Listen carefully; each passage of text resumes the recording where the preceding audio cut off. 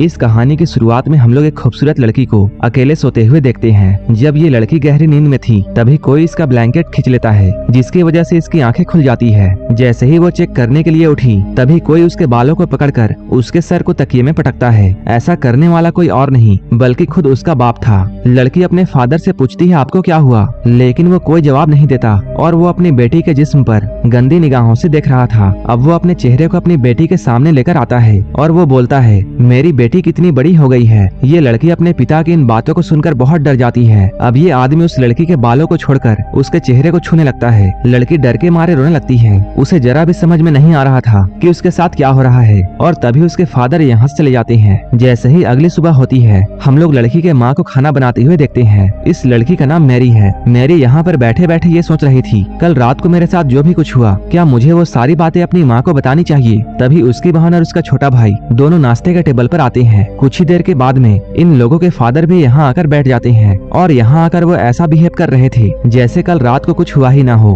मेरी मन ही मन में ये सोचती है कल रात को तो ये मुझे बहुत बुरी निगाहों से देख रहे थे, लेकिन अभी ये इतने नॉर्मल कैसे हैं। इसके बाद मेरी टेबल से उठती है और यहाँ से चली जाती है। तभी उसकी मदर यहाँ आकर खाने को जोर से टेबल पर पटकती है। यहाँ पर मॉम बहुत ही अजीब तरीके से खाने को खाती है, जैसे कि उन्होंने महीनों से खाना नहीं खाया हो। मॉम को ऐसी अजीब हरकतें करते हुए देखकर उसके बच्चे डरते हैं। तभी उसका बेटा भी खाने को उगल देता है और कहता है खाने में बहुत नमक है। तभी मॉम उसी खाने को उठाकर पागलों की तरह खाने लगती है। आखिर इस फैमिली के साथ में इतनी अजीब घटनाएं क्यों हो रही है। असल में इस फैमिली ने जब से एक नए कॉटेज में शिफ्ट किया है तभी से इनके साथ में अजीब सी घटनाएं हो रही हैं। इनके पड़ोसी कभी इनके आंगन में कोई अजीब सी स्टैचू लगा देते हैं तो कभी कोई उनके घर के सामने मरा हुआ जानवर लटका देता है। वहीं फादर हर रात को अपनी बेटी के साथ में अजीब सी हरकतें करते हैं। इसके अलावा मॉम भूखे भेड़िया की तरह खाने को खाती है और अपना खाया हुआ खाना अपने बेटे को भी खाने के लिए देती है, लेकिन बेटा इस खाने को खाना नहीं चाहता और वो अपने पिता की तरफ देखता है।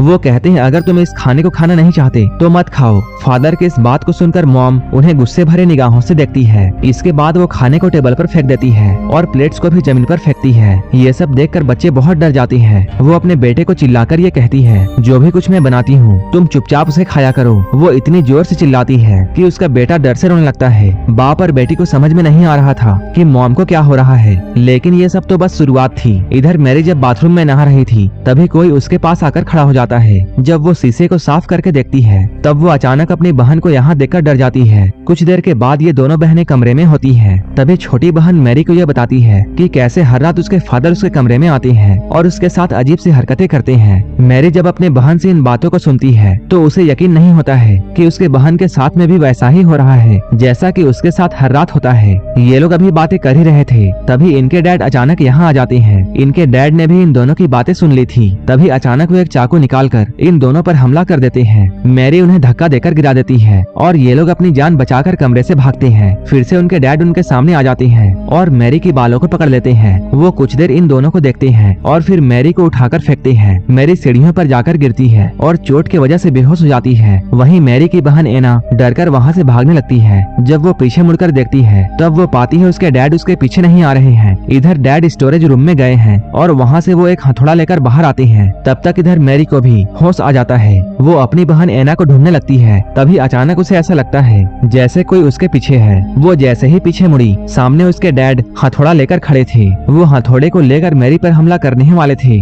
तभी एना जोर से चिल्लाती है जिससे डैड रुक जाते हैं। एना एक बैट उठाकर अपने डैड के मुंह पर जोर से मारती है, लेकिन उसके डैड को कुछ नहीं होता। इसके बाद उन्होंने एना पर भी हथौड़े से हमला किया। एना जैसे ही नीचे झुकी हथौड़ा जाकर दरवाजे पर लगता है। तभी नीचे से किसी की आने की आवाज सुनाई देती है। ये आवाज किसी और की नहीं बल्कि इनके डैड की थी जो कि सीढ़ियों से ऊपर आ रहे थे। डैड की आवाज को सुनकर ये आदमी हथौड़े को फेंकता है और दूसरे कमरे में चला जाता है। डैड जैसे ही ऊपर आते हैं यहाँ का नजारा देखकर वो डर जाते हैं। इसके बाद वो अपनी बेटियों को देखते हैं जो कि उनसे डरकर पीछे हट रही थी। तभी डैड के पैरों के नीचे वही हथौड़ा आता है और वो दीवार में बने हुए छेद को देखते हैं। डैड इन दोनों से डांट कर ये पूछते हैं क्या तुम दोनों यहाँ पर लड़ाई कर रही थी, लेकिन वो दोनों कोई जवाब नहीं देती। तभी इनका भाई कमरे से निकलकर इनके पास में आता है। तभी मैरी और एना उसे भागने के लिए कहती है। उसी वक्त एक औरत यहाँ आकर उस हथौड़े को उठाती है जो कि इनकी मॉम थी। डैड अपनी वाइफ को देखते हैं तभी वो अचानक से उन पर हमला कर देती है। डैड उसे रोकने की कोशिश करते हैं लेकिन वो औरत इन्हें धक्का देकर गिरा देती है। मॉम यहाँ पर बहुत डरावनी स्माइल करती है और वो टूटे हुए कांच पर पैर रखकर बड़ी आसानी से अपने रूम में चली जाती है। नीचे से फिर से किसी औरत की आवाज आती है और ये आवाज किसी और की नहीं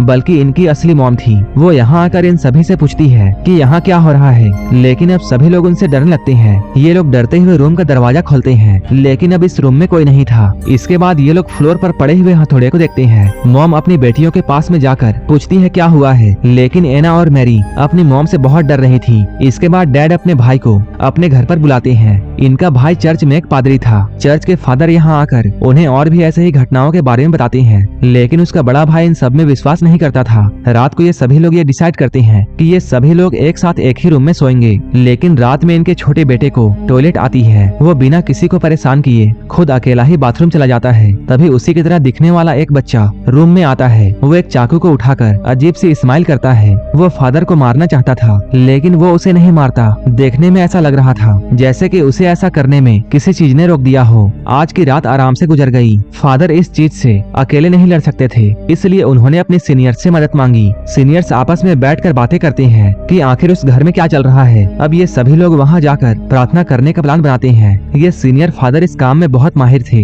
फादर अपनी टीम के साथ में शाम में वहाँ जाने का प्लान करते हैं। अब ये लोग उनके घर जाने के लिए निकलते हैं, लेकिन रास्ते में एक कौवे ने उनके गाड़ी पर अटैक कर दिया, जिसके वजह से उनके गाड़ी का आगे का शीशा डैमेज हो जाता है, जिससे गाड़ी का बैलेंस बिगड़ा और गाड़ी एक गड्ढे में जाकर गिर गई। वहीं दूसरी तरफ हम लोग डैड को देखते हैं, जो कि अपनी बेटी मैरी को बेड से बांध देते हैं। वो उसे समझाने की कोशिश करती है, लेकिन डैड कहते हैं इन सबको ठीक करने का बस यही तरीका है। आधी रात में फादर खून से लथपथ होकर इनके घर में आते हैं। वो इन लोगों को ये बताते हैं सभी फादर्स मारे जा चुके हैं, इसलिए अब जो भी कुछ करना है हमें ही करना होगा। यहाँ पर मैरी को बेड से बंधा हुआ देखकर फादर अपने काम को करना चाहते थे, लेकिन उन्हें अकेले डर लग रहा था, क्योंकि लास्ट टाइम जब उन्होंने ऐसा करने की कोशिश की थी तब उस शैतान ने फादर के सारे फैमिली मेंबर्स को मार दिया था। इसलिए उन्हें यह डर था कि कहीं फिर से ऐसा ना हो जाए, और अगर ऐसा हुआ तब वो अपने भाई के फैमिली को भी खो देंगे। लेकिन उसका बड़ा भाई रोते हुए उससे कहता है तुम अपना काम करो, हम लोगों को मिलकर लड़ना होगा, नहीं तो वो हम सभी को मार देगा। ये बात सुनकर फादर कैंडल्स को जलाते हैं और मैरी के ऊपर होली वाटर छिड़कते हैं। मैरी होली वाटर की वजह से चिल्लाने लगती है। इसके बाद फादर मैरी के सीने पर एक क्रॉस रखते हैं और इसके बाद वो उसे एक छड़ी से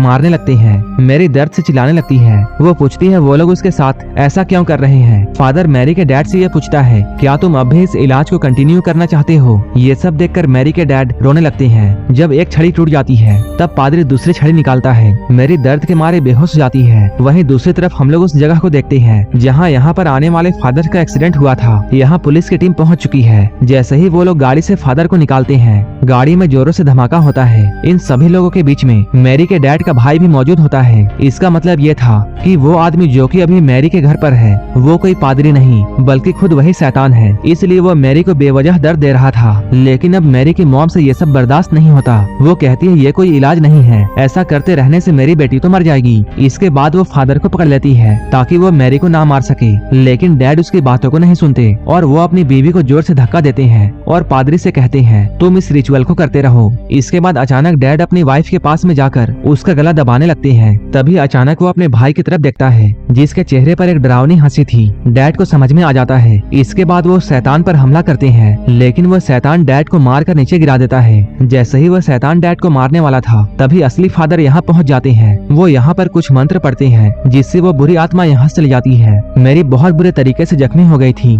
इसके बाद वो स्टोरेज रूम की तरफ जाने लगती है। तभी फादर मैरी के सामने एक मिरर रखते हैं जिससे मैरी के बॉडी से शैतान निकलकर भागने लगता है। फादर उस शैतान को अपने शरीर के अंदर ले लेता है और अपने भाई से उसे मारने के लिए कहता है, जिस पर उसका भाई टूटे हुए क्रॉस को उसके सीने पर घुसा देता है। ऐसा करने से शैतान और फादर दोनों एक साथ मर जाते हैं। अंत में ये फैमिली सही सलामत बच जाती है और इसके साथ ये मूवी भी यहीं पर खत्म हो जाती है। ऐसे ही वीडियोस के लिए आप हमें टेलीग्राम और इंस्टाग्राम पर फॉलो कर सकते हैं। मूवी अच्छी लगी हो तो एक लाइक जरूर कर देना और ऐसे ही वीडियोस के लिए आप हमारे चैनल को सब्सक्राइब जरूर कर लेना। तो मिलते हैं हमारे नेक्स्ट वीडियो में।